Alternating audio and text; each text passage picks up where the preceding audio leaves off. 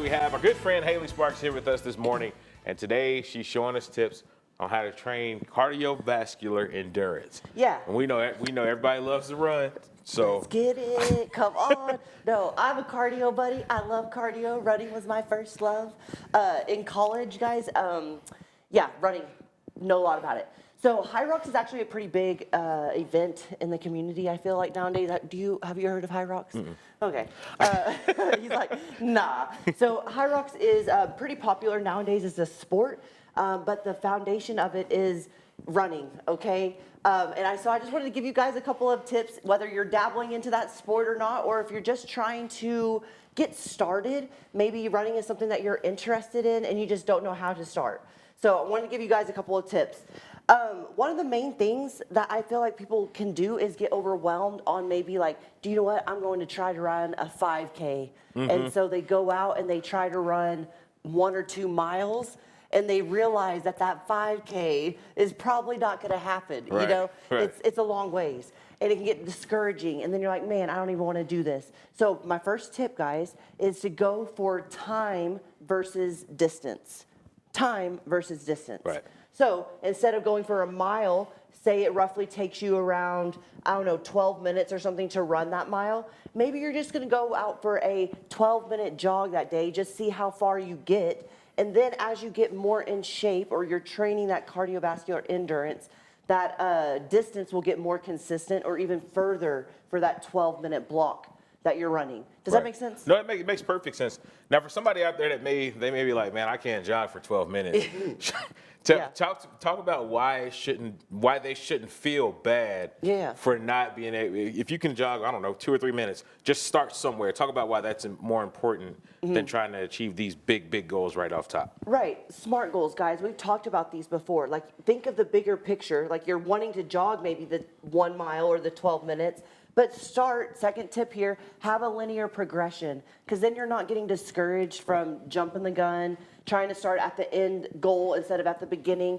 And when you're crushing 3 minutes on the treadmill and you've never ran 3 minutes before in your whole life, then it feels like you accomplished something.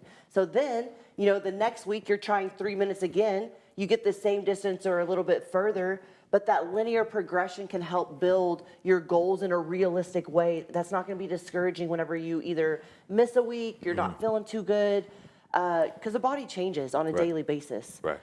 That's a good point, bro. And what are some good benefits of well, actually, before I even get to that, when it comes down to running, is it better to sprint, jog, or run? So they all three have their different purposes. Okay. So we have our anaerobic zones, our aerobic zones here. That sprinting is going to be great for testosterone, for fat burning, because you're like in a hit zone, guys. You're high intensity interval training, bringing the heart rate back down. The long state running, cardio, okay? When you stop running, you stop burning the calories as well. All right, so they're different training zones, Ro. Like that zone 1, you won't really tap into a lot of fat burning in zone 1 cardio, but in zone 2 and 3, that's when you're probably tapping into a little bit of that muscle or that fat storage. Got you. Okay. Yeah. Okay, so it's just different goals for different styles, basically. Yeah, okay. And I would incorporate all three whenever you're trying to run. Of course, it could be a little bit overwhelming, guys, but maybe you have a day that you're going to have an easy run, a day that you have a little bit more interval type running. So set a schedule for yourself in the week and then create your progressions from there, or ask for help. Hey, there you go. And when you want help, you know where to go. That's right. Maria, thank you so much. Welcome back, everybody. We are back with Haley Sparks, and now we're talking about why giving yourself treats as a reward may not be a great idea. So I guess you're breaking some hearts this morning. I pop up on here. That's what I seem to do, bro. But y'all like it, okay? So, yeah, it's fun and motivating to give children a reward when a job's well done. I want to educate us here, guys, because as parents, I know that y'all are always just striving to do the best for your kids. So let's start here with our nutrition, the way that we talk about food, the way that we can reward incentives and things like that. So when kids receive food as a reward, they start to connect it with something as good or bad rather than viewing the food as a fuel factor, okay?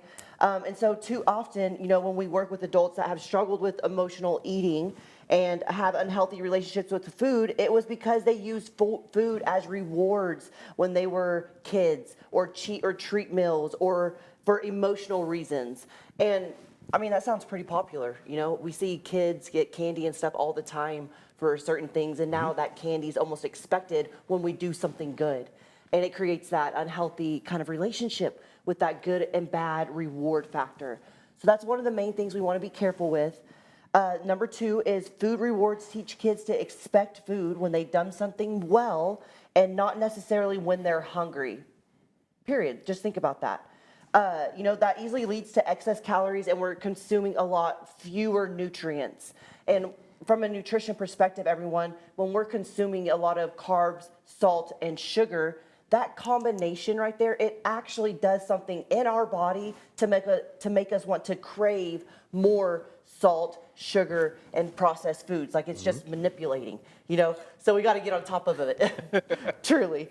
And then the last one here, because I know we don't have a lot of time, and then I want to give some rewards that we can give if we do, is it teaches them that food reward is more desirable than actual foods, guys. So do we really need to reinforce that ice cream might be tastier to them than green beans? Now, I know we're not going to go offer green beans or anything like that as a reward, but just think about it before you offer food as that reward for the first thing. And instead, maybe, you know, a play date with friends, a high five or a hug. You know, there's actual benefits in having that physical connection too. Stickers. I still love stickers, everyone. A reward chart. Something like that can help incentivize kids and not so much using that food or candy as the incentive. Or maybe going to see like the Ninja Turtles. Come on, that'd be exciting. You know, a date with your dad or a date with mom, something like that would be awesome. Absolutely. You know? So just a few tips there, guys. Man, I wish we had more time because that was great information. But if you do want more information about